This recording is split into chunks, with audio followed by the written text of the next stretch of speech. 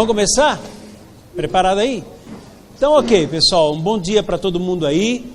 Hoje nós vamos começar diferente, nós não vamos ficar em pé e um orar com o outro, você vai orar uma oração silenciosa aí no teu cantinho, tá certo? Agradecendo a Deus por estarmos aqui, por estarmos vivos, por estarmos aqui com os irmãos. Eu não sei se você tem a agradecer pela prova, eu acho que não, mas assim, a gente sempre tem que agradecer, né? Então vamos pegar esse tempinho aí, uma oração silenciosa, a gente se preparando aí para a última aula e a prova, né? A avaliação que a gente vai ter, tá bom?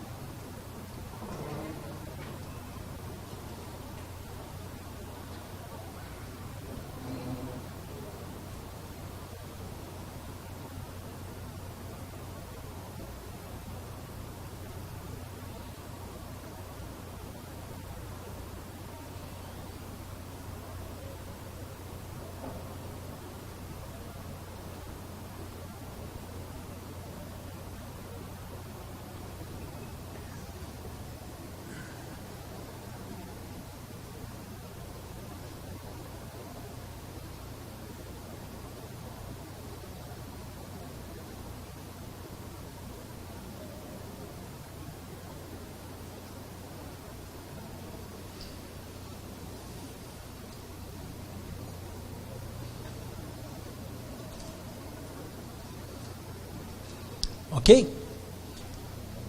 Muito bem, então deixa eu só esclarecer uma coisa para vocês. Hoje é dia de prova e vocês sabem que é muito mais pressão, né?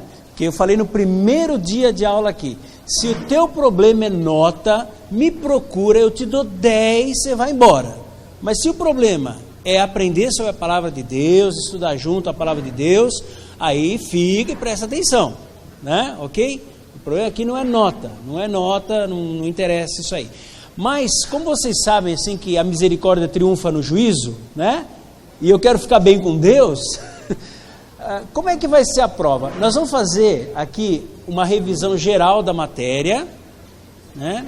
E depois vai ter só um tópico pequenininho, que é o finzinho do capítulo do livro de Isaías, né? Que é a consumação da salvação, ok? E como é que vai ser a prova? Vão ser alguns dos slides faltando uma palavra. E no lugar da palavra vai aparecer um ponto de interrogação. Então, se você prestar atenção, você vai aprender, né? Não é decoreba. Inclusive, você não precisa colocar a mesma palavra que está faltando. Você precisa colocar o mesmo sentido do que está faltando, entendeu? Ok? Combinado? Então, fica ligado, né? Fica ligado aí para você ter um bom desempenho aí na prova, pelo menos, né? Ok? Combinado assim? Mas fiquem tranquilos, o nosso desafio aqui é aprender da palavra. Aprenderemos juntos da palavra, tá certo? Ok? Por isso, se você quiser colar, o problema é teu. Se você não quiser fazer prova, o problema é teu. Ok? Nosso problema aqui é aprender da palavra. Então, vamos começar aí do começo, né? Então nós estamos estudando o livro do profeta Isaías, também conhecido como o Evangelho do Antigo Testamento. Vocês sabem bem, né, o livro de Isaías é um dos livros do Antigo Testamento e dos profetas, aquele que mais claramente deixa aparecer o plano da salvação de Deus, fala de salvação, começa a esboçar a graça de Deus, mesmo no Antigo Testamento, cuja base é a lei. Ok? E nós fizemos um plano de voo, né? Um plano geral do livro de Isaías, que era esse aqui. Nós estudamos sobre a Bíblia, né? Por exemplo, a Bíblia é dividida em duas partes. Quais? Antigo, o Velho e Novo Testamento, né? O Antigo Testamento tem quantos livros mesmo? 39, o Novo tem quanto? 27. Isso não vai cair na prova, mas tá bom, você sabe, isso é ótimo, né? Ok? Cada um deles tem uma ênfase, né? Tudo esse negócio aí, ok? Depois nós estudamos lá os profetas, nós vimos lá profetas maiores e menores, não por causa da importância, mas por causa do conteúdo, do quanto eles escreveram. A gente até falou que nos manuscritos do Mar Morto, que foi achado em 1947, né, nas cavernas de Qumran, eles encontraram um rolo do livro de Isaías, escrito em peles. Era 7,5 metros de pele de carneiro, né? Então era rolo mesmo. Por isso que a Bíblia fala lá em Mateus, que quando Jesus naquele sábado foi na sinagoga, deram-lhe para ler o rolo do profeta Isaías, né? E ele, abrindo ou desenrolando, ele leu o que hoje nós conhecemos como capítulo 61. Mas naquela época não tinha divisão de capítulo e versículo como o nosso, com nossas Bíblias, né? Ok? Então é importante você saber tudo isso para entender, ok? Bom, depois disso aí, nós vimos lá quem era Isaías, quando ele viveu, onde ele viveu, e fomos para o livro dele. Tivemos uma visão geral, alguns temas, não dá tempo, claro, de ver todos, mas a gente pegou aqueles que a gente achou mais relevante no contexto de hoje, ok? E domingo passado nós começamos a estudar sobre Jesus dentro do livro de Isaías. Então, só para a gente recordar, nós vimos aí que o Antigo e o Novo Testamento, eles se complementam, se completam. Onde que no Velho Testamento a grande ênfase, a grande mensagem é o Salvador virá. E no Novo Testamento qual que é?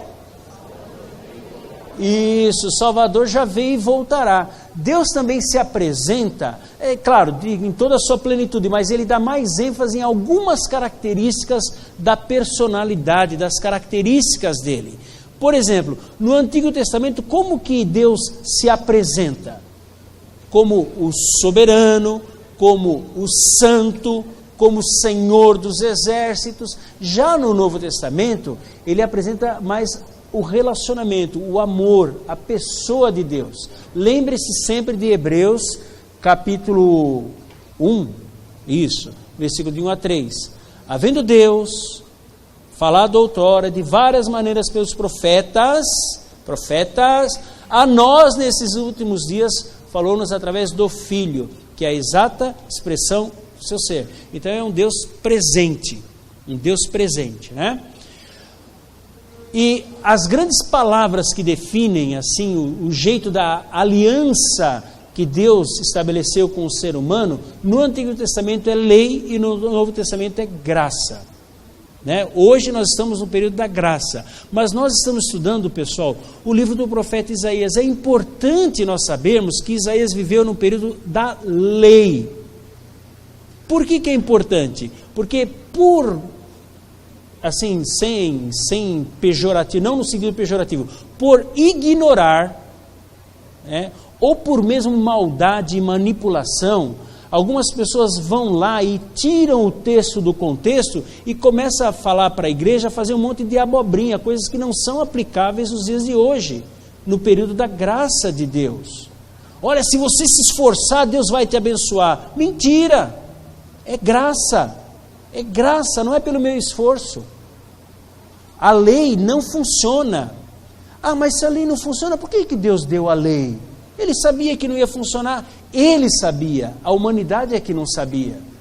Porque se Deus tivesse já revelado o plano da graça dele, a gente poderia chegar lá, provavelmente eu seria um desses, e falar assim: Senhor, o senhor vem aí com esse negócio de graça? Não, eu posso ser bom o suficiente para ser salvo. Eu posso frequentar a NIB direitinho, não faltar nenhum culto. Eu posso ter um ministério, eu posso dar oferta, então o mérito seria meu. Então Deus falou: então deixa eu ensinar para a humanidade que pela lei é impossível alguém se salvar. Não há um justo, nenhum sequer. Então está aí a lei. Se você cumprir, você vai ser salvo.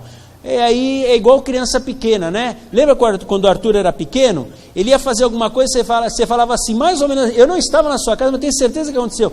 Arthur, você não vai conseguir. Consigo. Não vai dar. Eu consigo. Até que ele não consegue falar, me ajuda. Aí você, pelo amor, vai lá e fala, eu sei que você não consegue. Eu sempre soube, mas você precisava aprender que não conseguia. Aí você vai lá e ajuda. Assim foi Deus que fez conosco. Ele deu a lei. O apóstolo Paulo fala que nos deu como um aio, um condutor, um professor para falar assim para você, é por aqui, você consegue? A pessoa olha e fala, não consigo. Então tá. Então eu vou te dar uma alternativa. Eu vou mandar meu filho. Eu vou mandar meu filho morrer por você. Isso se chama graça. Lembra de que eu comentei com vocês no domingo passado, de uma ilustração muito, muito contundente, né? Que nos Estados Unidos, eu não sei se hoje é assim, mas quando uma pessoa tinha uma multa de trânsito, ele tinha que ir diante do juiz para pagar essa multa. Então a pessoa foi lá, foi multada, foi lá diante do juiz, e quem era o juiz? O pai dele. E ele chegou lá e falou, olha, eu não tenho como pagar. Aí o pai dele olhou, saiu lá do púlpito, né, da tribuna, tirou a toga, desceu, pôs o dinheiro, a mão no bolso, pegou o dinheiro, pagou a multa, voltou, se vestiu de novo de juiz, recebeu e falou, está livre. É isso que Deus fez. Deus olhou para a gente que não tinha a mínima condição de pagar pelos nossos pecados, desceu, não teve usurpação por ser igual a Deus, mas sendo Deus, se humilhou na forma de homem, sendo homem na forma de servo e morreu numa cruz. O apóstolo Paulo falou. Ele desceu da glória para vir aqui pagar o preço dos nossos pecados. Por isso que a gente fala que a salvação é pela graça, não é de graça. Custou muito caro. Custou Deus virar gente. Custou Deus sangrar numa cruz. Aí ele veio e pagou, subiu na glória de novo e falou, vem para cá agora. Vem para cá, isso é graça. Então nós estamos estudando o período da lei. Da lei, cuidado com isso aí, né? Ok? E não da graça. Bom, nós também vimos em termos de contextualização que o Isaías ele não escreveu as coisas que iam acontecer, por exemplo, sobre Jesus, uma semana antes, um mês antes, mas quantos anos antes? 700 anos antes, 7 séculos antes. Né? Olha só a visão, só mesmo Deus que conhece o passado, o presente e o futuro. E deixa bem claro aqui, embora os profetas falassem sobre coisas futuras, essa não era a maior missão dos profetas. Qual era a missão mesmo dos profetas, pessoal? Cuidar da vida moral e espiritual do povo. Eles falavam sobre o futuro? Falavam, revelavam. Né? 700 anos antes, Isaías disse, eis que a virgem conceberá e dará à luz um filho. 700 anos antes, ele falou que Jesus ia ser crucificado. 700 anos antes, né? Mas não era esse o principal assunto dos profetas, e sim cuidar da vida espiritual e moral do povo, né? Então Isaías 700 anos antes, isso também é importante para a gente saber, né? Quando a gente lê estuda o livro de Isaías. A outra coisa importante é que Isaías era um profeta, e a gente fez essa diferenciação, né?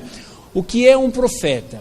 Um profeta é que leva ao povo os oráculos de Deus, a palavra de Deus, diferente de um sacerdote que apresenta o povo a Deus.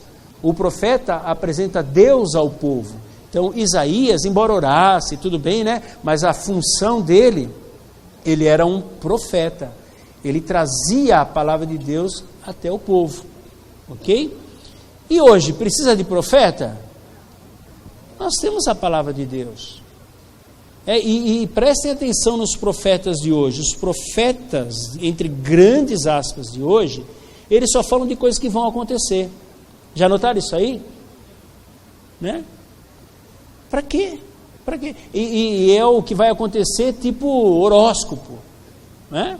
Como é que é o horóscopo? Já falei para vocês isso aí. Qualquer coisa serve.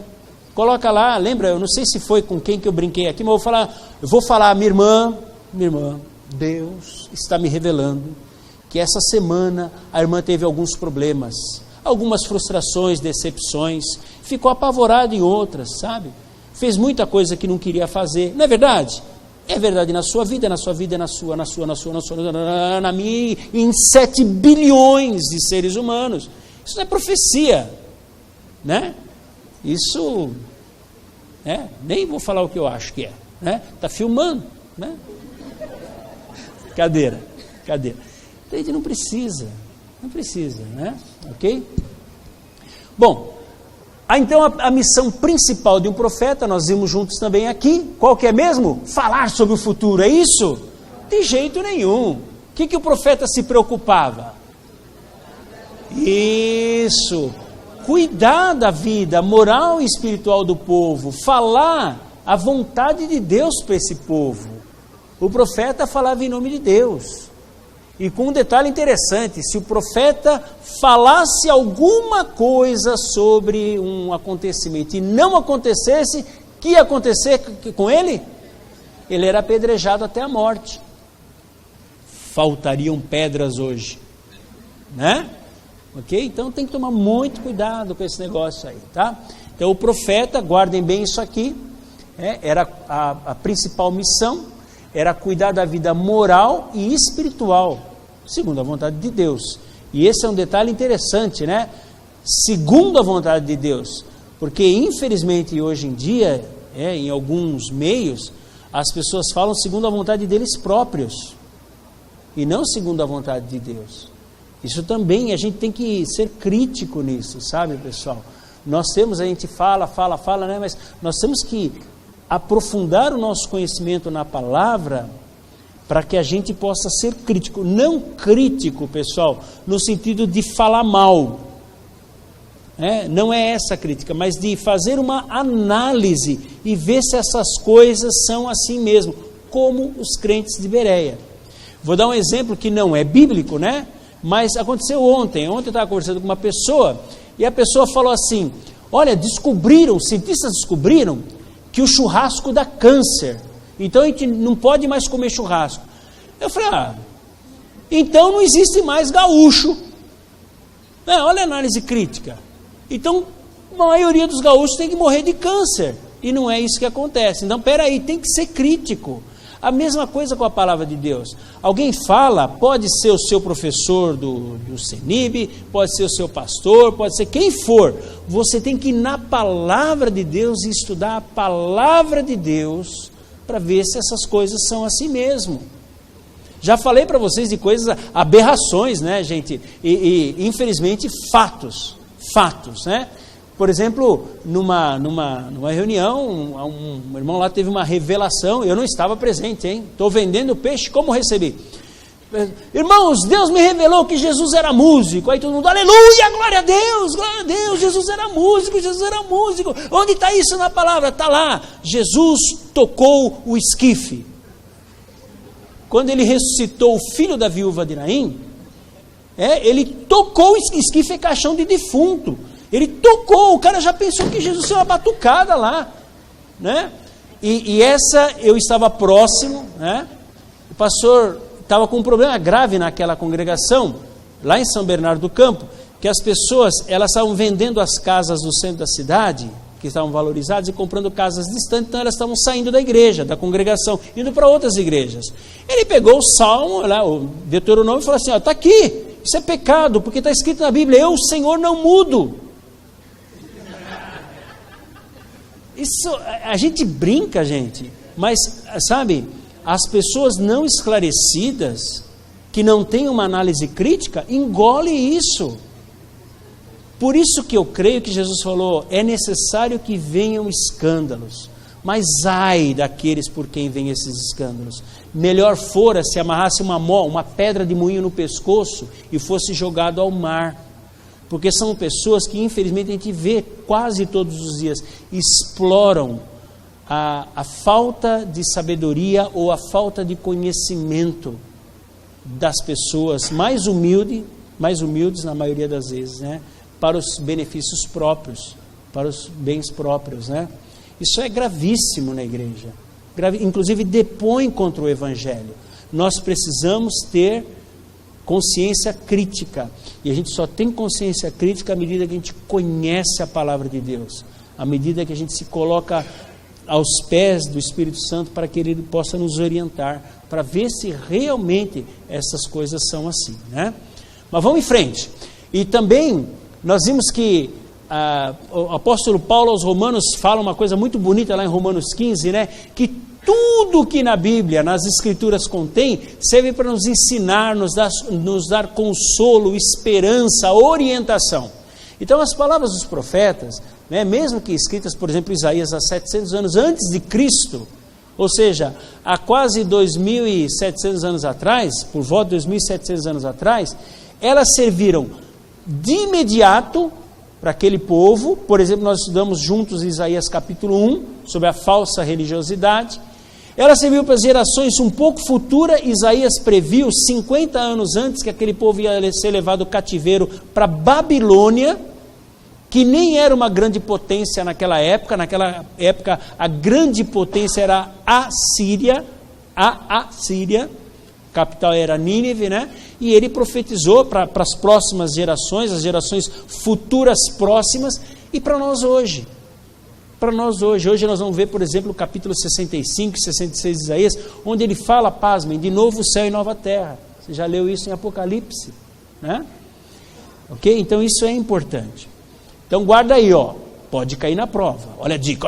Então, tinham 3 tempos, imediato, futuro e para hoje. Já não decorou, Azateu, vamos lá. Em frente, o profeta Isaías. Nós lemos o profeta Isaías, então nós vemos algumas características. Por exemplo, o nome dele é o próprio tema do livro, né?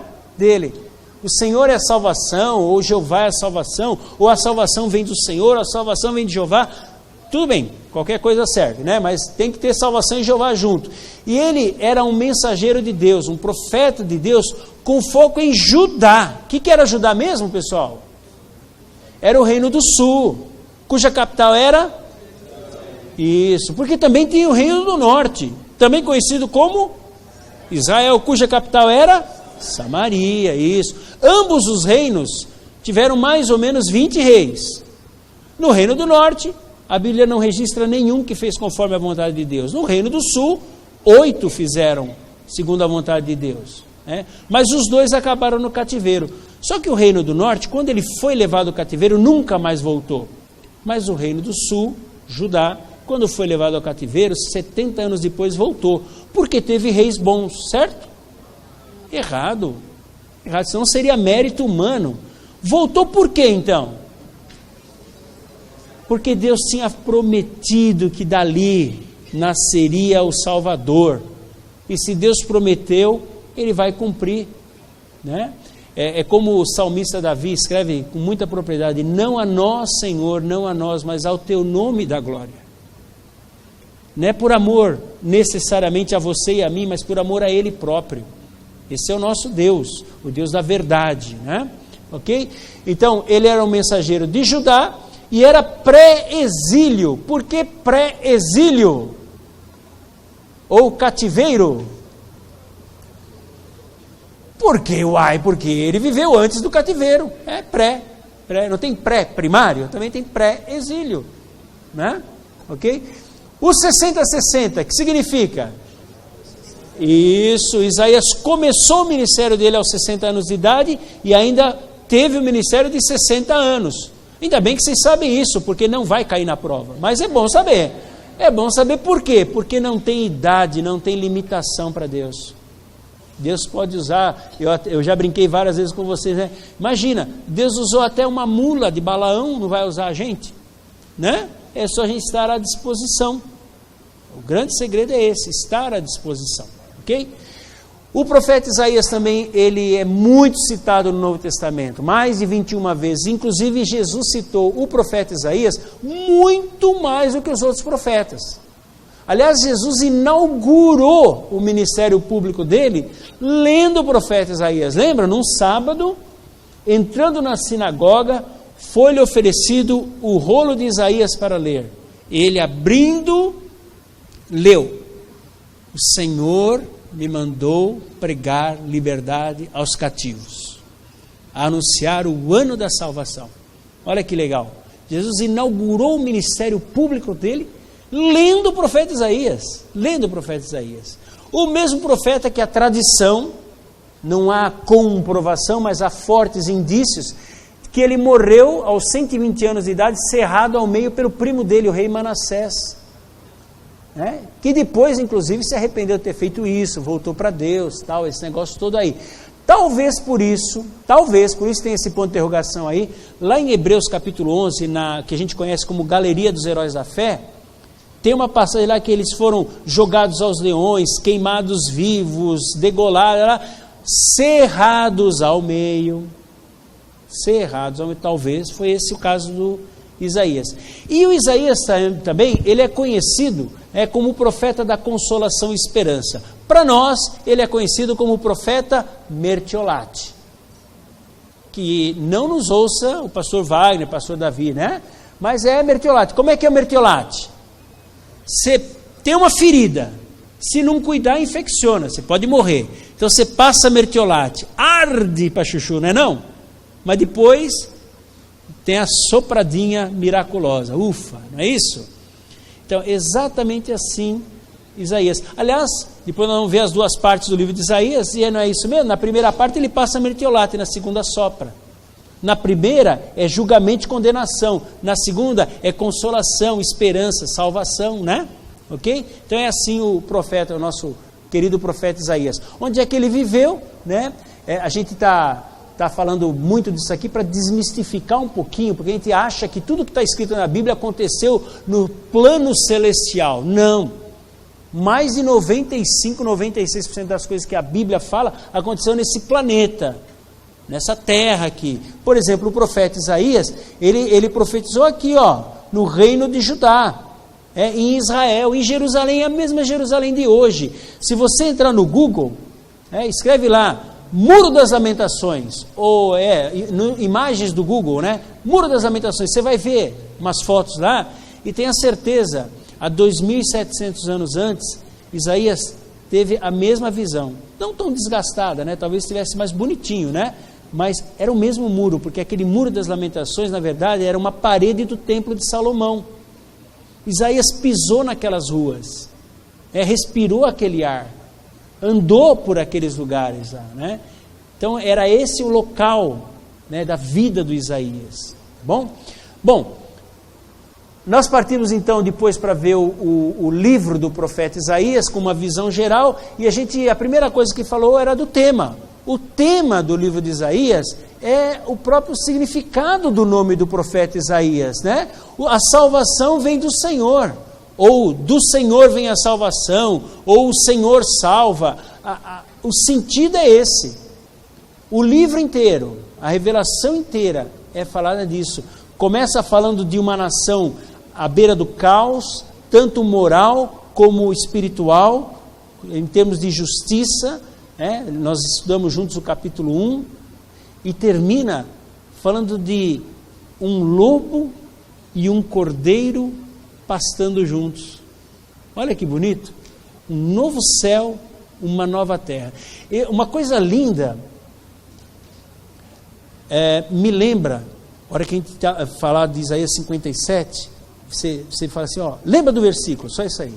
Depois eu vou falar para vocês, uma coisa bonita.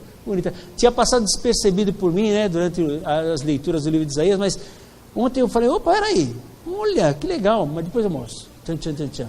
Aliás, vocês sabem como é que mata uma mulher de curiosidade?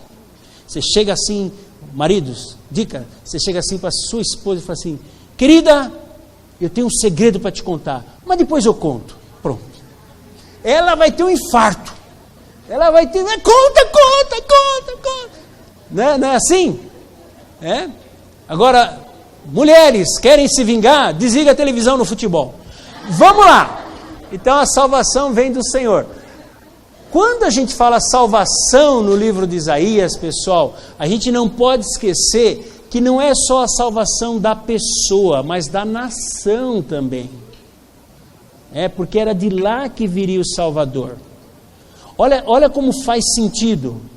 Se a gente está fora desse contexto, parece uma maluquice. Olha só, o rei Acaz estava sendo ameaçado de invasão pelo rei de Damasco, né? Síria, não a Síria, a Síria, a mesma Síria de hoje, cuja capital é a mesma cidade de hoje, Damasco, que se juntou com o reino do norte para invadir Israel, para invadir Jerusalém, ok?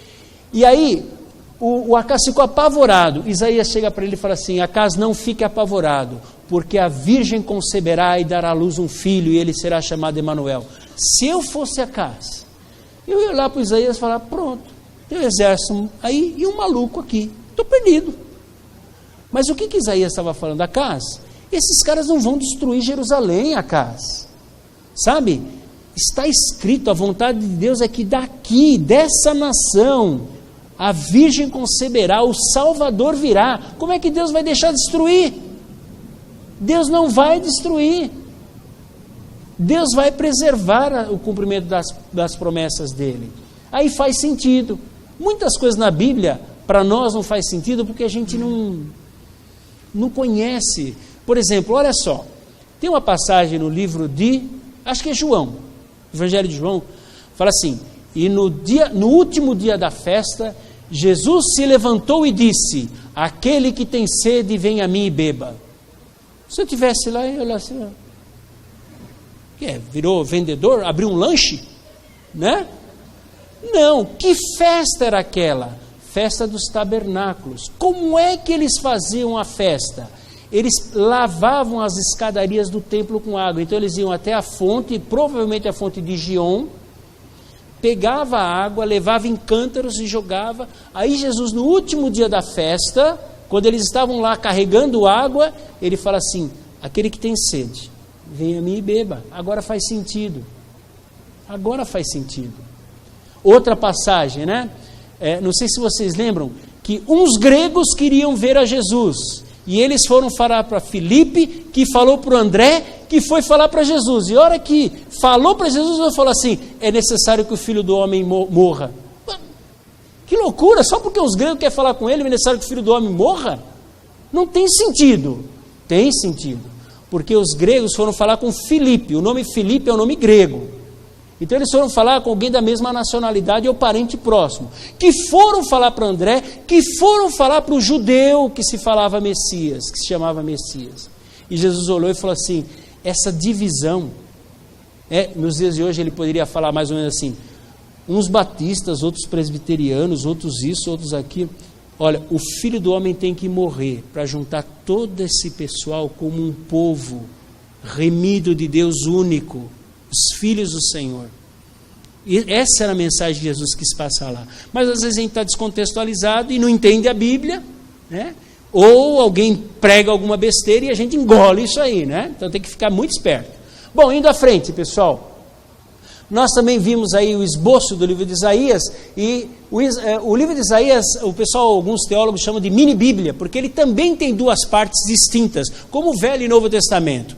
Na primeira parte do capítulo 1 a 39, Isaías bate forte, passar mertiolate, né? No julgamento de condenação.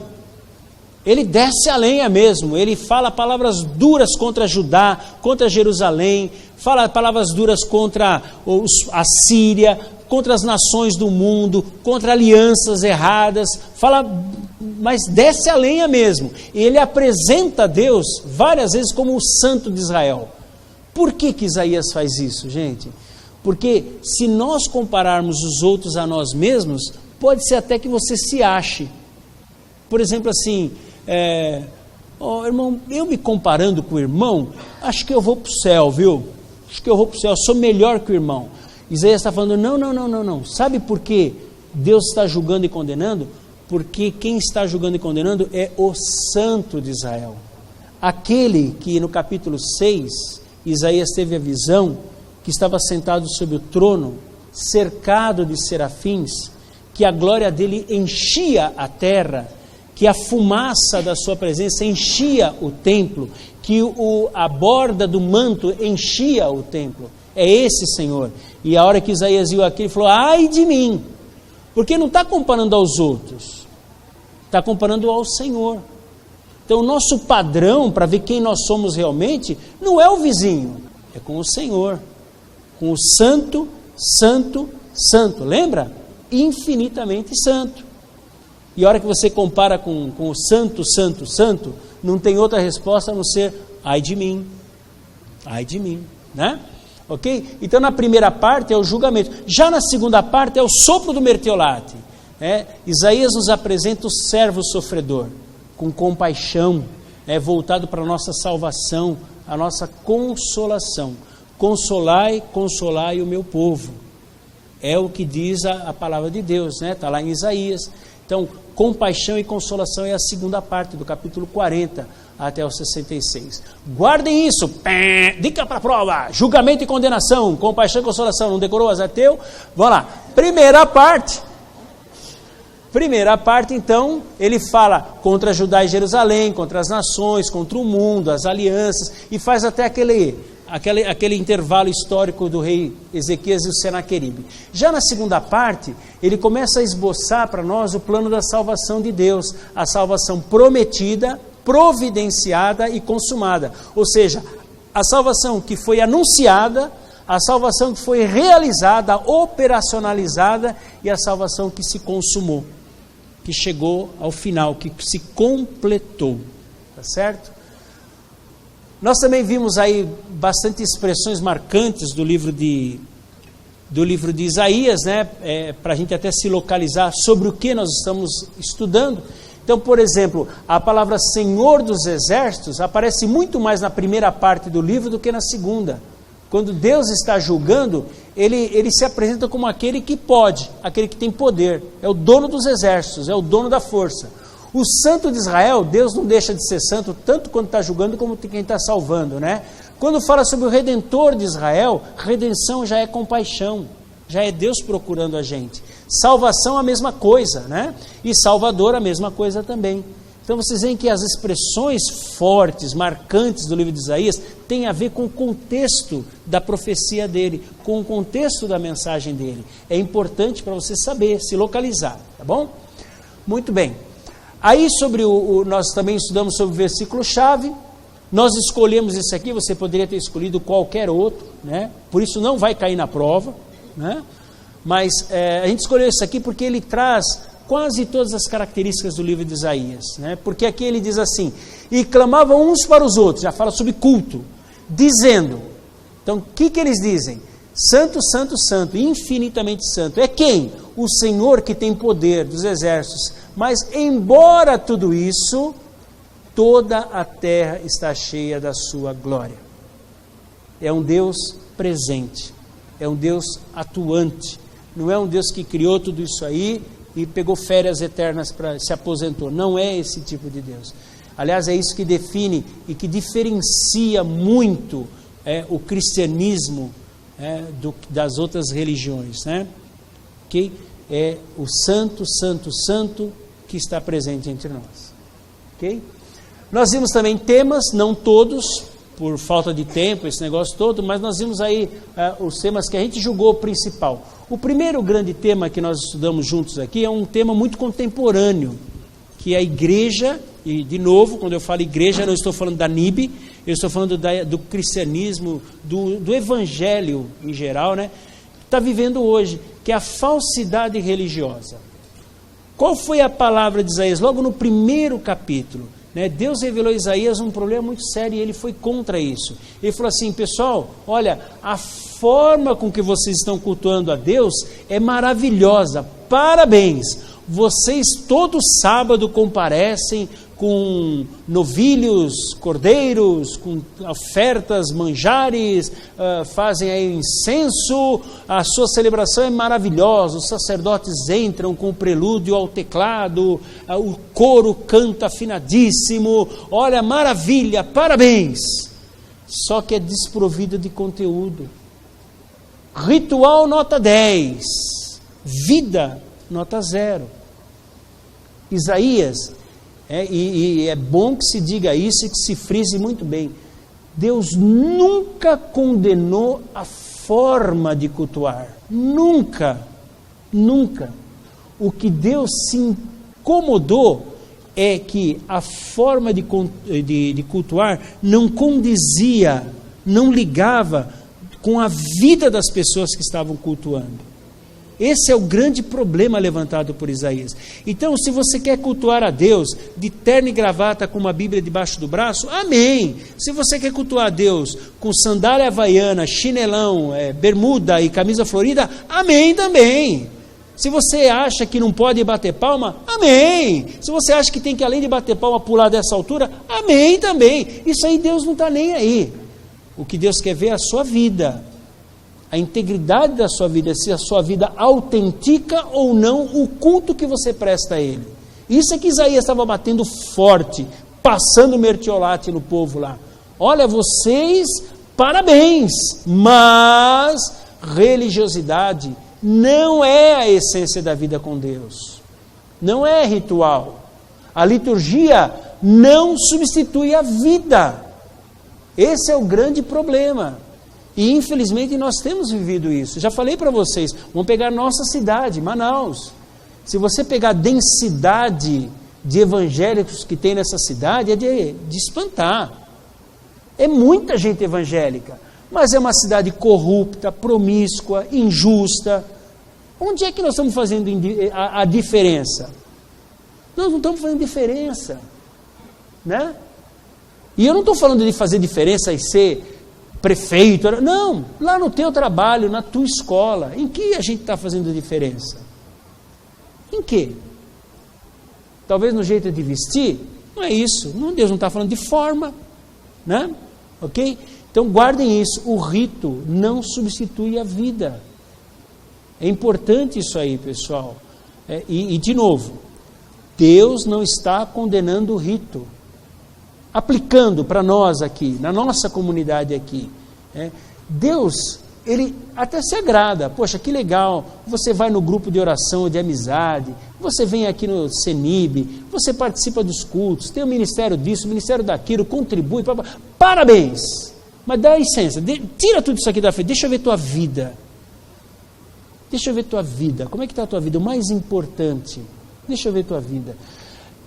Por fora, pessoal, não precisa mudança. O que Deus quer é mudar lá dentro. Lembra que eu falei para vocês? Você pega um pé de laranja, você arranca todas as laranjas e pendura limão. No outro ano, quando nascer, vai nascer laranja. Só mudou por fora. Para começar a produzir limão, tem que mudar a essência. Então, é isso que Deus está preocupado na vida. É a gente. É a nossa essência, né? O rito não substitui a vida. O culto a Deus não é só a celebração. É uma delícia celebrar a Deus. Deus se alegra, tá bom. Mas não é só isso. Mas também é vida. E vida reta diante dele e das pessoas. Mas então ninguém pode cultuar desse jeito, porque nós todos somos pecadores. É verdade. Todos pecaram e se desviaram da glória de Deus. Mas uma coisa é o pecado ser um acidente. Outra coisa é ser o dia a dia. É ser um hábito. O pecado tem que ser um acidente na vida do crente. Mesmo que seja frequente, né? Tem que ser acidente. Não pode ser uma coisa natural, habitual. Isaías também, ele fala, olha, isso aí é falsidade, mas a verdadeira religião tem que existir. Então nós estudamos o que é a verdadeira religião, né? No Antigo Testamento, no Velho Testamento, qual era o conceito de religião? Lembre-se do contexto que nós estudamos lá na frente. Nós estamos falando do Antigo Testamento sobre o período da lei. Então no período da lei, como é que as coisas funcionavam? Deus e o homem se relacionavam. Deus entregava a lei para o ser humano. E o ser humano cumpria a lei através da vida. E quanto mais certinho ele cumpria a lei, mais Deus mostrava o seu favor. E é claro que o homem é falho. O homem é falho. Mas ele tem que entender esse conceito. Religião no Antigo Testamento era Deus dava a sua lei e eu tinha que cumprir a lei. E a lei era, leia lá o Pentateuco, a lei era dura. Tinha detalhes mesmo, sabe? E ninguém pode cumprir a lei. Então por que Deus deu um negócio que ninguém pode cumprir? Para a gente descobrir que é impossível cumprir, que a gente precisava da ajuda de alguém superior a nós, um pai amoroso, que morresse por nós, né? Isso é religião no Antigo Testamento, um conceito diferente da religião que nós temos no Novo Testamento, né? Judá conseguiu piorar a situação. Além de não ter vida, eles começaram a se esforçar para substituir a vida pelo quê, pessoal? Pelo ritual. Pelo ritual. E veja, gente, que infelizmente, algumas pessoas ainda são assim. Querem substituir a vida com Deus como um ritual de ir todo domingo na missa, de todo domingo no culto, de entregar o dízimo certinho, de contar até os descontos do imposto de renda para dar 10%, de ler pelo menos um capítulo da palavra por noite, de orar 3 vezes ao dia, como se fosse uma grande obrigação ritual e litúrgica para merecer o favor de Deus. Sei lá, claro que eu sou abençoado, também dou o dízimo, participo da igreja de 3 ministérios, faço jejum, méritos próprios. É bem diferente quando a gente fala da religião no Novo Testamento.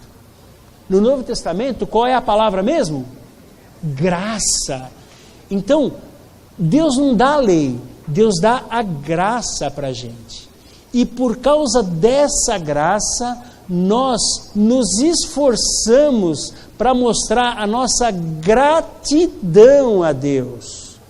Não é se esforçar para merecer alguma coisa de Deus. O apóstolo Paulo falou já vocês já sabem, né? Que o bem que ele queria fazer não consegue, o mal que ele não quer, ele faz. E todas as nossas boas obras são trapos de imundície.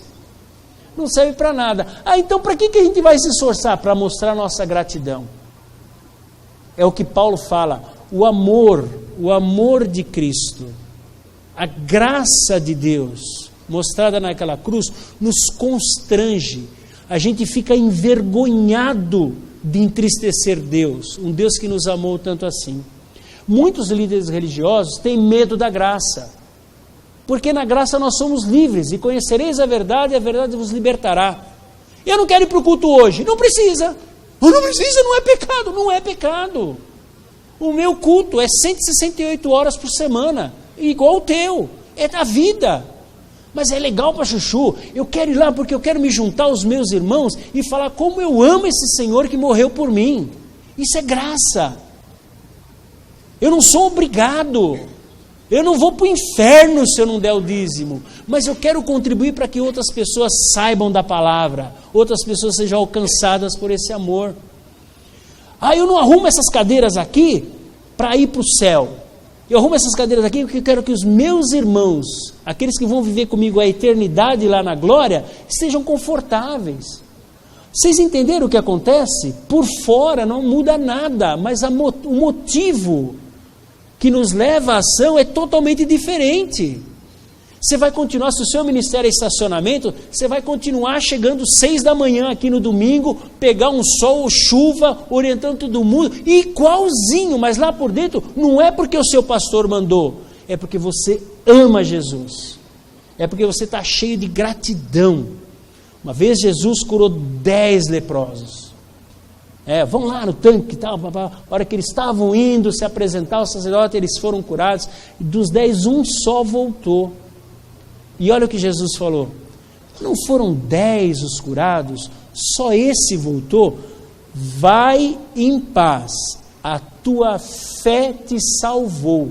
Ele não estava falando de lepra, de lepra os 10 foram curados, ele estava falando de salvação.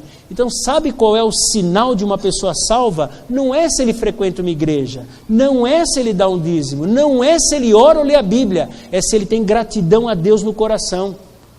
A pessoa que é salva, ela sabe o quão grande é o amor de Deus, e o coração explode de gratidão, e por causa disso ele quer servir, por causa disso ele quer fazer alguma coisa, não é para compensar, é porque já aconteceu. Então no Novo Testamento, a era que nós estamos vivendo é essa aqui, Deus dá graça, e nós em gratidão damos a vida. Ninguém te obriga, você é livre. Isso que é legal no Evangelho, nós somos livres, não somos escravos nem de homens, nem de ideias, nós somos livres, né? E conhecereis a verdade, e a verdade vos libertará. Então graça é o que mesmo, pessoal? É um ato de favor ou bondade dado a alguém que não merece e nunca vai merecer. Ainda bem que você sabe isso, porque não vai cair na prova. Mas eu queria fazer um desafio para você, não precisa falar verbalmente, falar verbalmente é ótimo, né? Não precisa pronunciar audivelmente, mas troca a alguém pelo seu nome. Ato de favor ou bondade estendido ao Ocimar, que não merece e nunca vai poder fazer nada para merecer. Fala isso para você mesmo. É isso aí que Deus te oferece, gente. É graça. Você lembra daquela música? Eu acho, quem é que quando terminar essa vida e lá no céu eu chegar, haverá uma multidão de irmãos esperando para me abraçar e perguntarão a uma voz, voltados para mim: conta-nos, por que, irmão, você venceu e chegou aqui? E o refrão é: e falarei e cantarei de Jesus que me salvou. É graça. É graça. A gente não vai chegar no céu porque a gente é religioso, porque você frequentou a NIB, porque você tirou 10 na prova do livro de Isaías. Não, você vai chegar no céu porque Deus te amou, se fez homem, se esvaziou da forma de homem, morreu numa cruz, te convidou e você foi salvo. Graça, graça. Muito bem, então nós... Tem que correr agora. Então nós vimos aí a diferença de religiosidade vazia e graça. Na religiosidade, as forças começam de baixo. Então você se esforça para merecer o favor de Deus. Olha só, Senhor, como eu sou o cara, né? E aí Deus se sente obrigado, né, a recompensar a sua dedicação. Isso é religiosidade. Isso é religiosidade. Isso, gente, é a mesma coisa que macumba. Não estou exagerando. Como é que os caras fazem? Eles vão numa encruzilhada, matam uma galinha, oferece para que seja feita alguma coisa para eles, pelas entidades lá. A gente não mata a galinha, mas tem gente que vem para culto, tem gente que dá uma oferta especial. Senhor, eu quero passar no vestibular, está aqui uma oferta especial. Eu fico imaginando Deus, por que não vai estudar? Né? Já te dei o tico, o teco, juntos os dois, pensa. Pensa, vai usar a capacitação que eu te dei, né? Agora, na graça as coisas mudam, a força motriz não começa do homem, começa de Deus. Deus derrama o seu favor para nós, coisa que nós não merecemos, e por causa disso sim, a gente se esforça para agradá-lo. Olha como muda a lógica. O resultado é o mesmo em termos externos. O serviço, né, a dedicação, não muda muita coisa externamente. O que muda é lá dentro. É o que nos leva à ação. Na graça, Deus derrama o seu favor. E nós, por gratidão, nos esforçamos. Guarda isso. O maior sinal de salvação não é você frequentar uma igreja. Não é tocar numa banda, não é dar aula no CENIB, é ter um coração grato. E grato nas piores horas da sua vida. Grato quando você perde um ente querido, quando o médico te diagnostica com um problema gravíssimo, quando você é demitido, quando você é injustiçado. Isso é sinal de salvação. A gratidão no coração das pessoas, né? Bom, resumindo isso aí, né? Então, no Antigo Testamento, era essa a relação de Deus com o homem. Deus dava a lei, o homem se esforçava para viver a lei, e Deus derramava o favor conforme a vida. Só que o pessoal de Judá, eles tinham já substituído a vida por rituais e liturgia. Mas, na verdade, hoje, nós não vivemos debaixo da lei, nós vivemos debaixo da graça. A diferença está no interior, porque vida por vida são iguais. Então, vida é vida. A diferença é o que nos leva a viver. A diferença é o que nos leva a dedicar-nos. A diferença é o que nos leva a servirmos. A diferença é o que nos leva a consagrarmos. Esse é o grande ponto, né? Então, nós estamos falando de coisas interiores que não tem um gratiômetro. Se tivesse um gratiômetro, eu ia pôr aqui e falar, a irmã é 70% grata. Você, 55% grato, precisa melhorar, irmão, né? Não existe isso. É só Deus que conhece o coração, né? Então a diferença é o motivo. Então, só para fechar, nossa vida e dedicação, a minha, a tua, não deve ser para conseguirmos o favor. Senhor, eu não vou faltar, né? Porque assim o Senhor vai me dar aquele carro zero que eu quero. Aí Deus fala, por acaso você acha que eu sou presidente da General Motors, da Ford? Não, vai na concessionária, vai ralar, meu irmão, né? Eu não vim aqui para ter carro novo, eu vim aqui para salvar. O Filho do Homem veio para dar a sua vida e salvar, né? Ok? Então não é para conseguirmos favor, é porque Ele nos deu a sua graça. Ok? Aí nós estudamos um outro tema muito importante de Isaías, que foi a visão de Isaías, e algumas coisas que a gente aprendeu eu vi o Senhor. É aquilo que a gente já falou, a comparação. Com quem que ele está se comparando, né? E a visão que Isaías teve de Deus, e ele não viu o Senhor, ele viu a manifestação do Senhor, mudou completamente a vida dele. Completamente. E a gente aprendeu que a visão que a gente tem de Deus vai definir o relacionamento que nós temos com Ele. Se a visão que você tem de Deus é de um velhinho barbudo, rabugento, estraga prazer, que fica escondido, a hora que você faz alguma coisa errada, ele fala, haha, peguei! O seu relacionamento vai ser medo. Mas se o seu relacionamento com Deus é baseado na visão que você tem dele de um Deus santo, santo, santo, que se importa com você ao ponto de ter morrido por você, esse Deus me ama. Muda completamente. Muda por dentro, por fora, muda por tudo quanto é jeito, né? E a reação de Isaías foi fantástica. Ai de mim, eu que pensava que era o cara, né? Ai de mim. Porque Isaías já estava entrando no templo, ele entrou no templo. Falou, não, eu sou o cara, dá licença aí, sou formado aí pela Faculdade Teológica Batista, entrou lá. Aí a hora que ele chegou todo bonitão diante de Deus, ele olhou, ai de mim, porque sou um homem de lábios impuros, que habito no meio de um povo de impuros lábios. Qual é a visão que você tem de Deus? Como que é o teu Deus? Né? Isso é importante. Importante conhecermos o nosso Deus, né? Deus não é faraó, não é guarda de trânsito, não é marca de sabão em pó. Já falei para vocês da marca de sabão em pó? Você sabe o que é marca de sabão em pó? Você já foi no Carrefour? Tem 15 marcas de sabão em pó. Você escolhe aquela que for boa, bonita, barata, que lave bem, né? Então tem 15 tipos de Deus. Você quer um Deus que cura? Vai na igreja pentecostal ali, blá blá blá. Ah, você quer um Deus de... vai ali na... Você quer um Deus que faz descapetização? Tem Deus para descapetizar. Você quer um Deus... Você escolhe Deus. Mas e o Deus da Bíblia? Né? Isaías teve a visão do Deus da Bíblia, do Deus da verdade, que mudou a vida dele, né? Então a visão que temos de Deus determina o relacionamento que nós temos com Ele, né? E nessa visão, uma coisa bonita é que Isaías reconheceu a santidade de Deus. E uma coisa que a gente aprendeu aqui, que... Me lembra, Marcelo? Isso, fala alto para lembrar.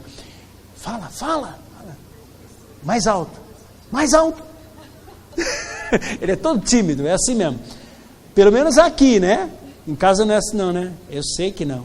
Então, ó, o legal é que, embora Deus seja santo, santo, santo, infinitamente santo, a santidade de Deus o coloca acima, mas não distante. E eu descobri uma coisa interessante. Abra sua Bíblia, e, se eu não me engano é capítulo 66 de Isaías. Deixa eu ver aqui. Não, é o 65. Isaías 65, versículo 1.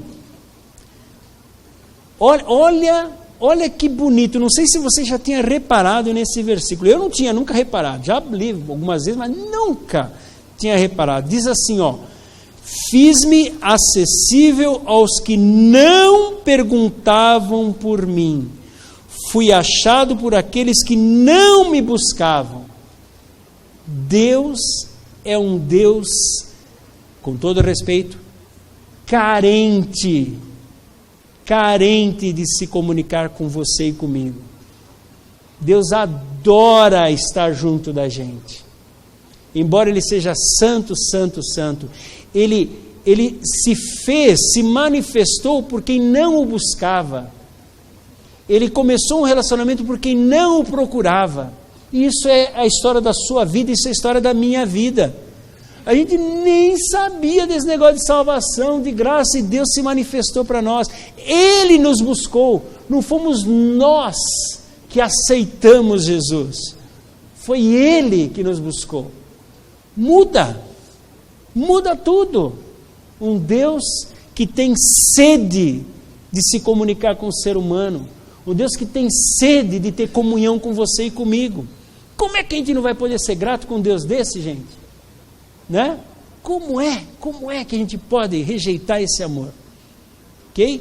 E o Isaías 57, E Isaías 57, 15, é aquele versículo lá que nós falamos, né? Deus se apresenta e fala onde Ele mora. Olha só, Deus se apresenta e fala onde Ele mora. Então, olha Deus se apresentando. Pois assim diz o alto, o sublime, que vive para sempre, cujo nome é santo. Olha, alto, sublime, vive para sempre, eterno, nome é santo. Habito no lugar alto e santo. Olha aí, quem é, hein?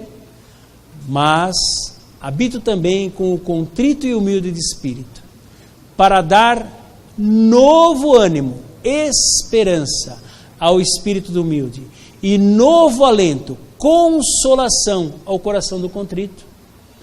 A santidade de Deus deixa ele mais alto, mas não longe, não deixa Deus distante. Aí nós vimos aí outros temas que foram aquelas 3 grandes crises. Não é que Isaías só teve essas 3 crises, ele como nós temos crises quase que diariamente, né? Mas essas 3 são dignas de destaque aí dentro da história da Bíblia, né?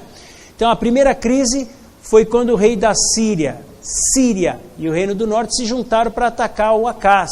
O Acaz era o rei, né? E lembra disso aqui, né? Damasco, capital da Síria, juntou com Samaria, capital do reino do norte, para atacar Jerusalém. O Acaz, ele foi lá para Nínive e fez um acordo com o rei de Nínive. Não era da vontade de Deus, porque Isaías tinha falado assim para ele: o Acaz, não tenha medo, confia, Deus vai cumprir as promessas dele, fica tranquilo. Mas Acaz, em vez de não ter medo, teve medo. Acaz, em vez de confiar, não confiou. E Acaz, por que desobedeceu e não confiou nas promessas de Deus? Ele teve que arcar com algumas consequências que seriam evitáveis. Consequências, não foi punição de Deus, foi consequência. Uma delas é se tornar quase que um reino escravo da Assíria. Acaso vocês terem uma ideia, se desviou até dos caminhos de Deus, porque ele mandou fazer um altar igualzinho aos deuses da Assíria e queimou vivo o próprio filho dele em oferta para os deuses pagãos. Consequência evitável de não confiar na palavra de Deus. Okay? A segunda crise, esse aqui é o animadinho, né? Então tinha lá Israel e Damasco, que eles se juntaram, né? Fizeram um acordo para atacar Judá. O Acaz, em vez de procurar reforço e ajuda em Deus, foi lá para a Síria. E realmente a Síria ajudou. Chegou e levou Israel e Damasco, e inclusive Israel nunca mais voltou. E aí a gente aprende uma coisa que não está na Bíblia, mas eu ouvi o Bernardinho, aquele treinador da seleção de vôlei, ele disse o seguinte: nem toda vitória é sucesso, nem toda derrota é fracasso. Vou repetir: nem toda vitória é sinônimo de sucesso, nem toda derrota é sinônimo de fracasso, porque aqui o Acaz saiu vitorioso, mas foi um fracassado, porque ele teve que ser subserviente política e espiritualmente ao rei pagão da Síria, porque ele não ouviu Deus. Então o que tem a ver com isso? Não é porque o cara tem saúde, é saradão, tem carro zero, tem uma mansão, que ele é espiritual. Não tem nada a ver uma coisa com a outra. Não tem nada a ver uma coisa com a outra. Okay? A gente tem que tirar definitivamente esse preconceito que os cristãos têm de que prosperidade é sinônimo de espiritualidade. O filho do homem não tem onde reclinar a cabeça. É claro que é bom ter dinheiro, ou não é? Claro que é. Não é bom ter um carro zero? Opa! Uma mansão? Vixe! Mas não é por aí que se mede a espiritualidade de uma pessoa. Não tem nada a ver. Nada a ver. Nada, tá? Bom, a segunda crise foi da cidade de Asdod, lembra, né? Asdod era a cidade que estava no bico do corvo, como a gente costuma falar, né? A Síria, essa parte verde aqui, ó, já tinha capturado todos os reinos, a próxima cidade era Asdod. Então o que aconteceu? Asdod chamou Judá, chamou o pessoal das outras cidades vizinhas, com o apoio do Egito e da Etiópia, e falou, ó, vamos lutar contra a Síria. E o profeta Isaías se levantou e falou assim, não precisa fazer aliança com ninguém. Deus vai proteger essa nação, porque daqui vai sair o filho dele, o Salvador. E para provar isso aí, o Isaías fez uma coisa que hoje em nossos dias seria assim inominável, né? Ele pegou, arrancou as sandálias dos pés, ficou nu e por 3 anos ele ficou andando de Jerusalém para lá e para cá, falando assim, voltarão aqueles que se levantarem contra o rei da Síria. A Síria não vai fazer isso aqui. Aqui é terreno de Deus. Aqui quem manda na história é Deus, né? Então foi o profeta Isaías. A terceira crise, aquela que a gente estudou há 2 domingos atrás, né, que foi a crise de Senaqueribe, e é uma das partes assim que eu mais gosto da Bíblia, né? É muito bonito quando a gente vê isso, né? Assim como o rei Nabucodonosor chegou lá para o Ananias, Azarias e Misael, ele falou assim, e quem é o Deus que vai poder livrar? Resposta dos rapazes, o nosso Deus, a quem servimos, pode nos livrar, mas se não, fica sabendo, ó rei, nós não nos prostraremos diante dos teus deuses. O que a gente aprende com isso? Aqui é a mesma coisa, né? O Senaqueribe fala assim, olha, o Deus nosso, da Síria, já destruiu mais de 40 cidades aqui. Quem é o Deus que vai poder livrar vocês da minha mão? Ele aprendeu, né? Aí o Isaías chamou lá o pessoal e falou, olha, vai lá, o Ezequias está lá no templo, leva o recado para ele. E quando os caras chegaram, o Ezequias tinha acabado de entrar no templo com a carta de ameaça de Senaqueribe, chegou lá no templo e falou assim, Senhor, olha para as ameaças. E aí vem o Isaías mandou uma mensagem de Deus, qual é? Pelo mesmo caminho que Senaqueribe veio, ele vai voltar. Nenhuma flecha vai ser atirada contra essa cidade. E aconteceu. No outro dia, no dia seguinte, 185 mil soldados do rei Senaqueribe tinham amanhecido mortos. Amanheceu com os caras mortos. E ele voltou pelo mesmo caminho. Mesmo caminho. E o que a gente aprende com isso? Nós não podemos aprender com isso que você nunca vai ser flechado. Nós não podemos aprender com isso que nunca você vai virar churrasquinho numa fornalha jogado por um rei insano. Nós aprendemos que Deus pode livrar, se Ele quiser, e compete a nós buscarmos a vontade dEle. Inclusive, tem um cântico, e não está errado, poeticamente é bonito, se diante de mim não se abrir o mar, Deus me fará andar por sobre as águas. Não é verdade? É bonito, mas deixa eu te falar uma coisa, às vezes o mar não vai se abrir, você não vai andar sobre as águas, você vai ter que nadar, meu irmão, minha irmã. Você vai ter que nadar e vai se molhar. E talvez até fique gripado. Mas sabe de uma coisa? Deus vai estar na fornalha, dentro dos muros de Jerusalém, no meio do mar. Não importa. Deus vai estar conosco nas crises. Nós já vimos, Ele é um Deus presente. Essa é a diferença. Não é um Deus que promete livramento. Não é um Deus que promete riqueza, é um Deus que promete salvação e presença. E isso nos basta. Salmo 23, não na versão brasileira. A versão brasileira fala, o Senhor é meu pastor e nada me faltará. Yes, nada me faltará. Saúde, dinheiro. Não. A tradução correta é, o Senhor é o meu pastor e isso é suficiente para mim. Isso me basta. Tá bom. Não tem pasto verdejante. Deus está junto de mim? Tá.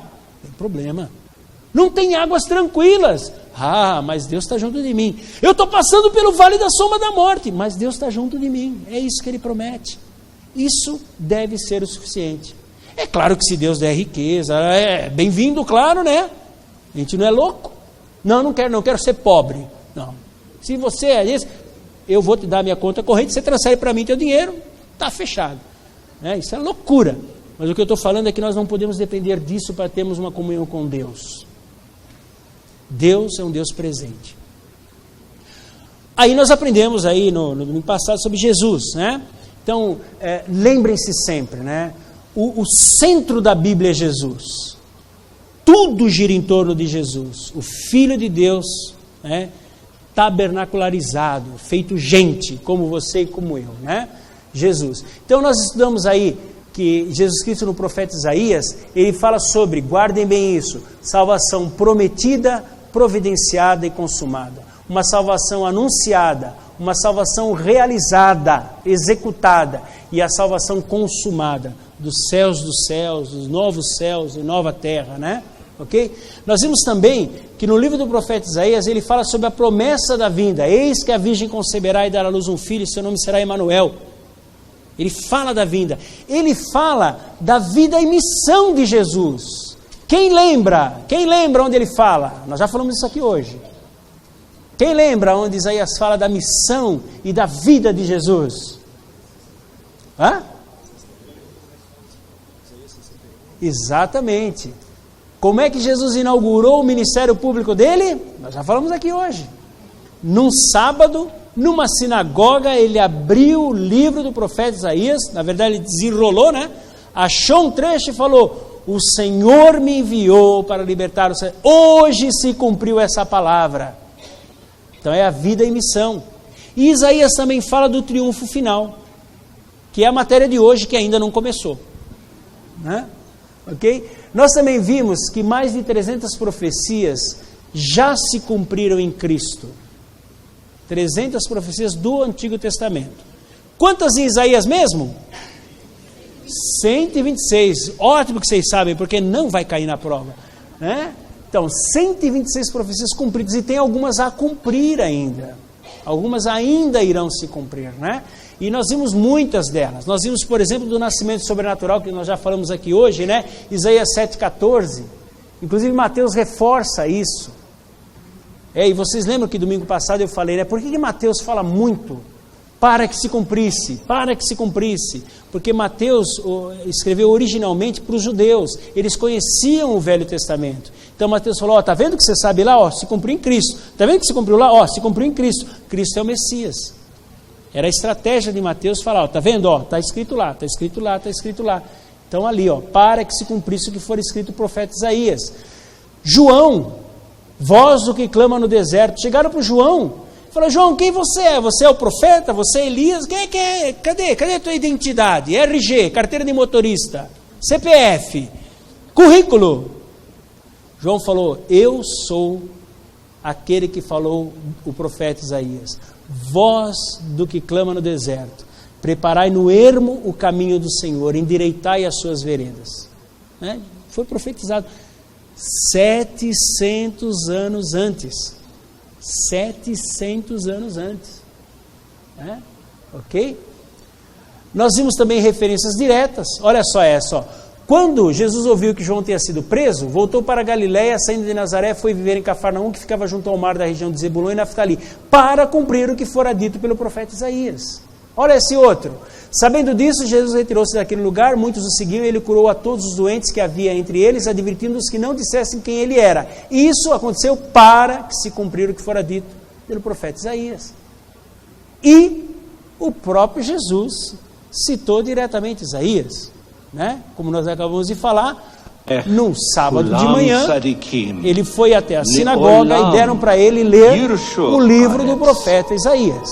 Netzer matao, maaser yadai lehitpaer, hakiton, yiye haelef, ve hatsair, legoi atzum, ani Adonai, bita achishena.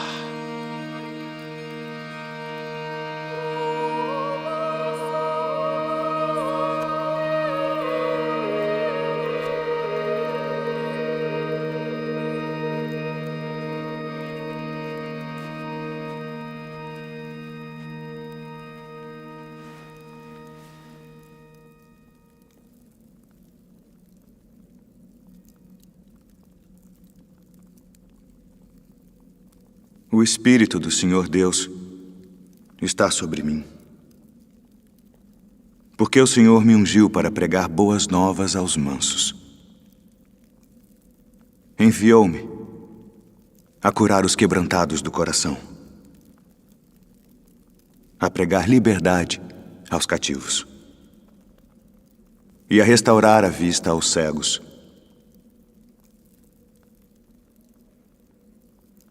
a pôr em liberdade os oprimidos, a anunciar o ano aceitável do Senhor.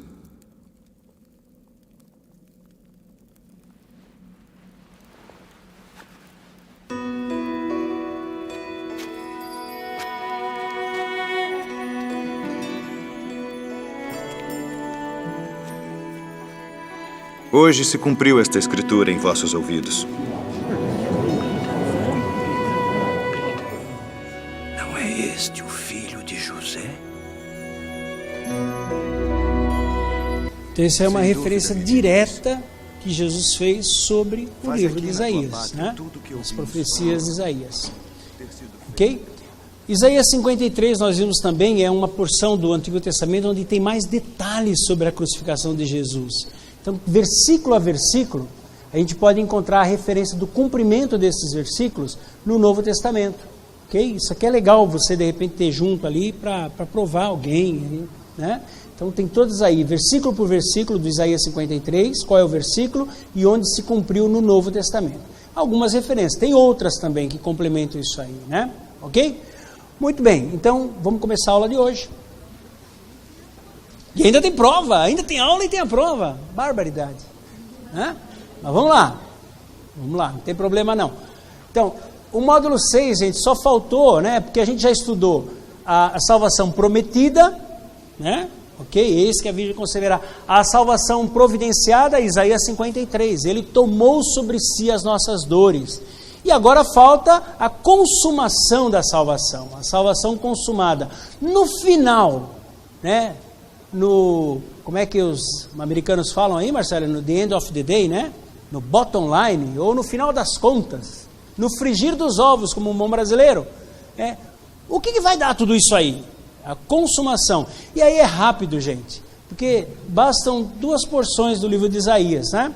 Abram a Bíblia, por favor, para acompanhar. Eu vou comentar rapidinho, não vamos entrar em detalhe, não. A gente vai ler só 2 trechinhos aí. Um de Isaías 65 e outro de Isaías 66. Olha só que interessante, Isaías capítulo 65, a partir do versículo 17, diz assim: pois crio novos céus e nova terra. Opa! Você já ouviu isso? Onde? Apocalipse capítulo 4, né? Novos céus, nova terra. Até um cântico, não é mesmo? Não é 4, não, é 22? Qual é? Alguém acha para mim Apocalipse é 21, 22? Eu sempre confundo aí. 21? Isso. Então, pois crio novos céus e nova terra. E olha que bonito. E as coisas passadas não serão lembradas, nem serão mais recordadas. Ainda bem, né, gente? Já pensou como seria o céu se a gente lembrasse de tudo aquilo que nós fizemos entristecendo Deus, tudo aquilo que a gente entristeceu as pessoas, tudo aquilo que as pessoas nos entristeceram, todas as dores, as mágoas, né, as angústias, as tragédias. Que bom que na consumação da nossa salvação, né, não vai ser mais lembrado. Aliás, Apocalipse diz que Deus vai enxugar dos nossos olhos toda a lágrima. E eu sempre completo, até aquela que não correu. Sabe aquela lágrima que você segurou? Sabe? Todo mundo já teve lágrima segurada, né? Aquela que você engole a seco, ela desce pelo nariz, entra pela garganta. Já teve esse tipo de coisa, né? Então, essa lágrima também vai ser enxugada. E olha só, o que vai acontecer em vez da lágrima? Mas alegrai-vos e regozijai-vos para sempre no que eu crio, porque crio alegria para Jerusalém e júbilo para o meu povo. Exultarei por Jerusalém e me regozijarei pelo meu povo, e ali nunca mais se ouvirá voz de choro, nem voz de clamor.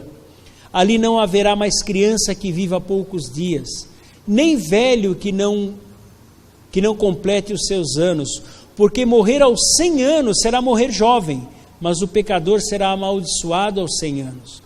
Eles edificarão casas e as habitarão, plantarão vinhas e comerão do seu fruto.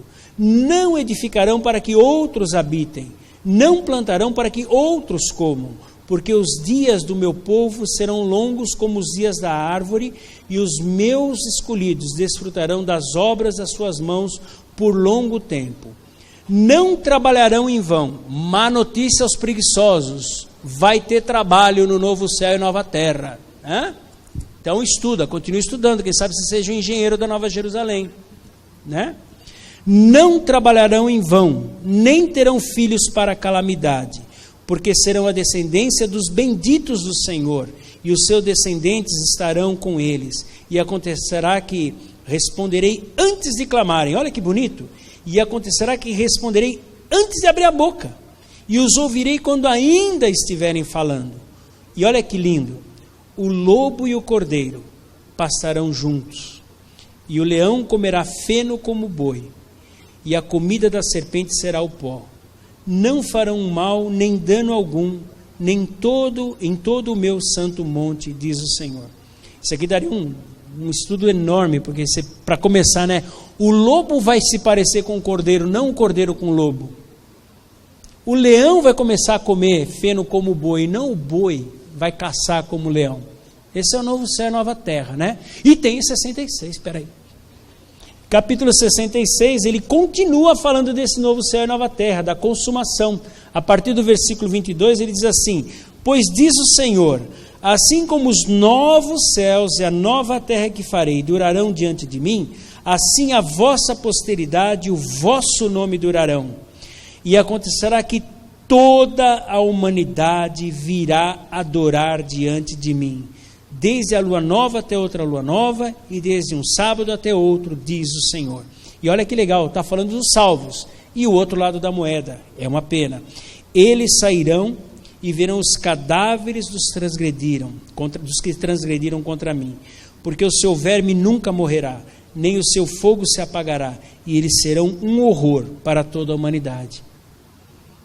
A consumação não é a recompensa, mas é a conclusão daqueles que entenderam e acataram o plano de Deus, e daqueles que não entenderam e não acataram o plano de Deus.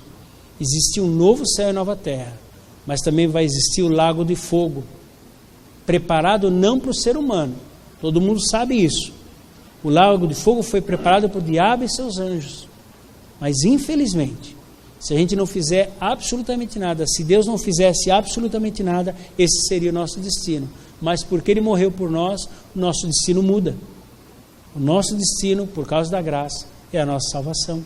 A todo aquele que crê, pela graça sois salvos, mediante a fé. Isso não vem de vós, é dom de Deus. Não vem das obras para que ninguém empine o nariz. Porque fostes criados em Cristo para as boas obras. As boas obras devem existir, a obediência a Deus deve existir como gratidão, nunca como fator de merecimento diante de Deus, né? Então isso aí era a salvação consumada, ok? Então agora,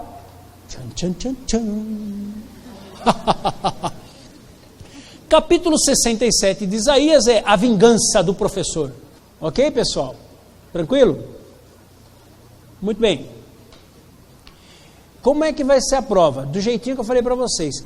Eu vou passar aqui um slide que vocês acabaram de ver, inclusive, e vai estar faltando algumas palavras e vai ter um ponto de interrogação. Sua missão, escrever o que está escrito no ponto de interrogação. Só isso. Ok? Preparados? Vamos lá? E nós já vamos corrigindo imediatamente, tá? Faz e corrige. Não pode colar. Aliás, pode. Azar é teu. Então vamos lá. Primeira pergunta. Vocês aprenderam, espero que sim, né?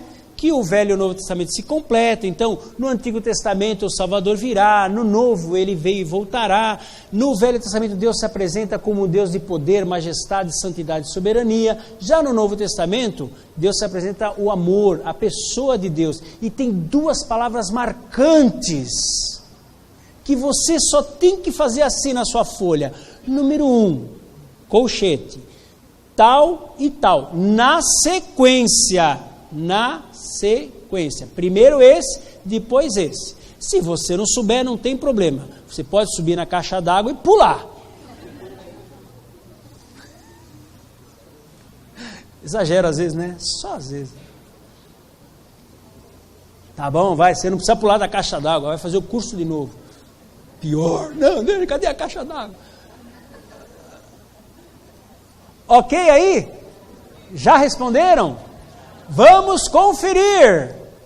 Lei e graça. Se você acertou, bota um Czinho ali do lado, dá um tiquezinho. Acertei. Parabéns. Você tem 1 ponto já.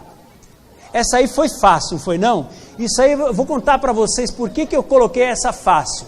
É porque a lista da nota vai ser publicada lá embaixo. Pensou se chegar no teu nome 0? Pelo menos 1, né? Pelo menos. Vamos lá. Segunda. Olha lá. Na cronologia, o Isaías, que era um profeta pré-exílio, viveu no período da divisão do reino, o reino do norte, Israel, o reino do sul, Judá. Aproximadamente quantos anos antes de Cristo? Quantos anos? Se você colocar lá e 3 meses, porque o nosso curso começou 3 meses atrás, eu te dou um 0, hein? Ô Arthur, eu não te falei nada, mas você tem meio ponto a menos, porque veio com a camisa do São Paulo, tá? Você sabe que está proibido. Alguém aqui está com camisa do Flamengo aí? Deixa eu ver. Só pode do Corinthians, é a única camisa autorizada no curso aqui, hein? Já responderam? Já, pessoal de terça-feira também já respondeu? Muito bem. Se não responder, não vai responder nunca mais. 700 anos, certo, pessoal? 7 séculos. Aí, põe 2. Você já tirou 2. Olha, só falta 8. Você pensa que vai ser essa sopa, a aula toda? Mas de jeito nenhum. Olha, Deus é o Pai das misericórdias. Eu não, eu sou professor de CENIB. Olha aqui, ó. Vamos lá, terceira. Atenção aqui antes de você responder. Atenção. Nós falamos sobre o relacionamento que Deus sempre buscou ter com o povo. Alguém representava o povo diante de Deus e alguém representava Deus diante do povo. Você tem que colocar nessa ordem. Primeiro essa palavra, depois essa palavra. Tá certo? Então respondam aí. Se você escrever aqui, pastor e líder do grupo de oração, tá perdido, meu irmão. Tá perdido. Rabiscou aí, minha irmã?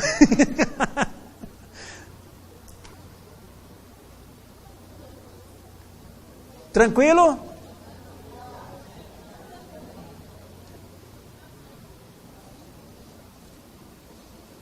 Assim, ó. Pastor Davi, Pastor Leandro. Que legal, né? Faço não. Não pode. Ok? Já? Não? Pensa. Vou contar até 1000 para a irmã responder. 1, 2, 3, 400, 500, 800, 900, 1000. Acabou o tempo. Brincadeira, estou fazendo pressão aí que ela não pensa mesmo. Vamos lá.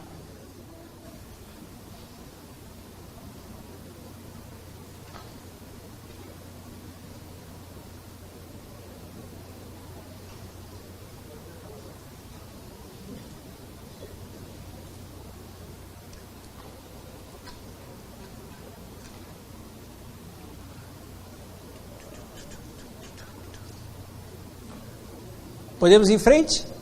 Tudo bom, minha irmã? Podemos? Depois a gente pode voltar, tá bom? Aliás, ela não pode voltar porque eu já vou mostrar a resposta, né? Aí ela vai acertar, aí não. Então é sacerdote profeta. Se você acertou, bota o tiquezinho aí. Que vale 2 pontos, nada. Quem é que está falando? Quem falou isso? Meio ponto a menos aí. Você parece o Adão. Foi a mulher que tu me desse, foi o marido que tu me desse, foi o companheiro que tu me desse. Tá vendo aí? Próxima pergunta. A missão principal de um profeta era cuidar da vida do povo segundo a vontade de Deus. Se você escrever aqui vida financeira e matrimonial, como muitos profetas de hoje em dia, está errado, né? Não é para isso. Qual era a grande missão dos profetas? E olha que quando eu passei esse slide, eu enfatizei. Não enfatizei não, Jean? Você lembra? Enfatizei. Olha aqui, pode cair na prova.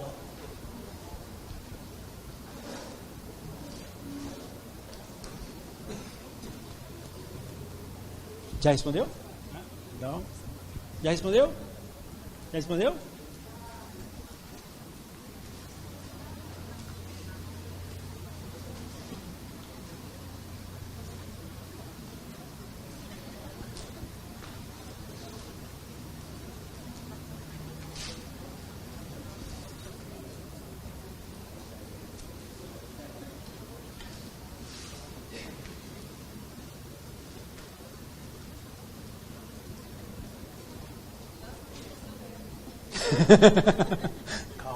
Calma. Podemos conferir? Vamos lá, vamos ver se você acertou. Cuidar da vida moral da vida moral e espiritual. Ok? Ah, mas eu não coloquei aqui espiritual, coloquei religiosa. Certo. Ah, eu não coloquei moral, eu escrevi atlética, social. Errado. De novo, pessoal, ó, o que a gente quer checar aqui é o teu entendimento. A palavra pode ser sinônimo ou que tem o mesmo sentido, ou até que você entendeu isso aí. Não tem problema. Ok? O importante é você entender isso aí. Muito bem. Próxima pergunta. Essa é difícil, eu concordo. E eu enfatizei muito enfatizei, né? Oi? Não, versículo não precisa. Não, também não sou tão assim, né, gente? Que é isso. Só um pouquinho. Mas foi uma boa ideia. Não. É só falar os 3 tempos, que não é passado, presente e futuro, hein? E coloquem na sequência, tá bom? Tinham 3 tempos, né? Parará, piriri e pororó.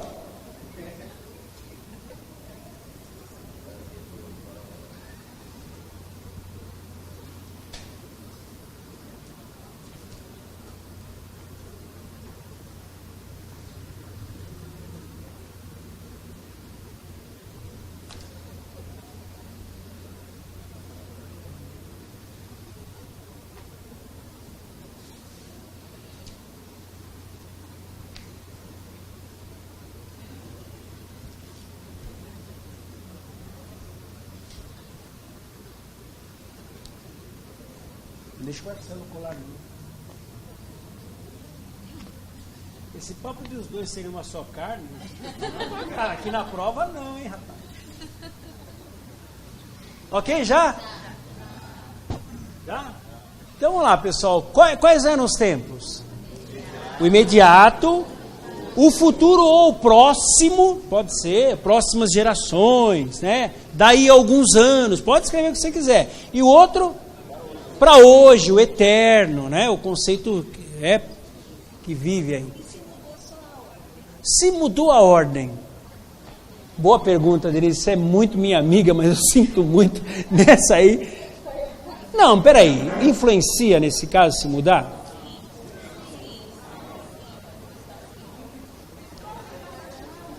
Olha bem para ela. Foi ela que falou, viu? Eu não sei. Estou em crise agora, ó. Vale ou não vale? Barrabás, solte Barrabás. E o que faz com a Denise então? Crucifica! Tá errado!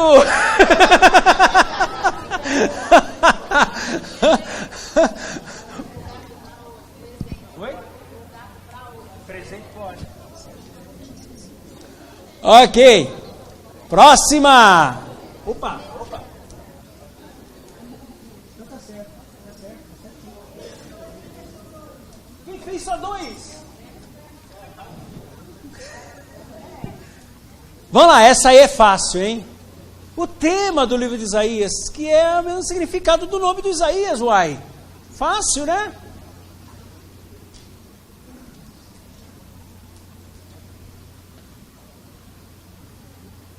Não precisam ser as mesmas palavras, pessoal.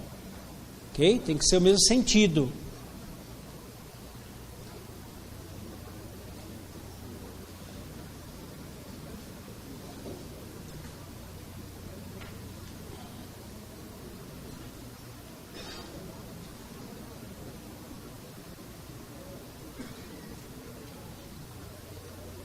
Já? Alguém não terminou ainda? Precisa de um tempinho mais? Já, né? Então o tema é a salvação vem do Senhor. Ou Jeová é a salvação, ou do Senhor é a salvação. O Senhor é a salvação. Pode ser. O sangue de Jesus tem poder? Não, meu irmão. Que tem, tem. Que tem, mas não é aqui nesse slide aqui. Tema central: Deus é amor.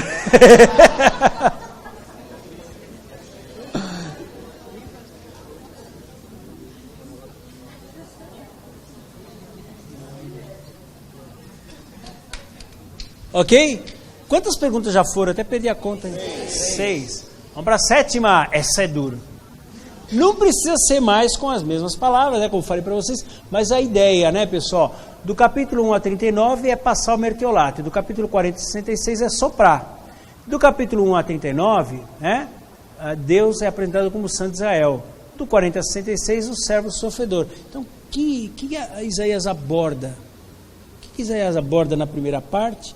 O que Isaías aborda na segunda parte do livro dele?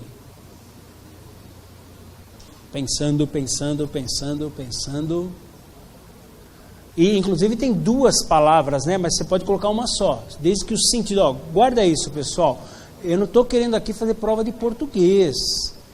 É prova de entendimento. Se você colocar uma palavra aí, ou mesmo uma frase, mostrando que você entendeu, tá bom. É isso que a gente quer.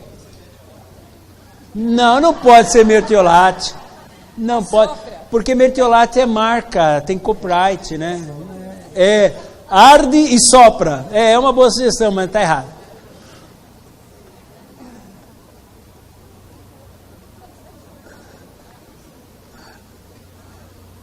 Essa arde e sopra foi muito criativa, embora errado.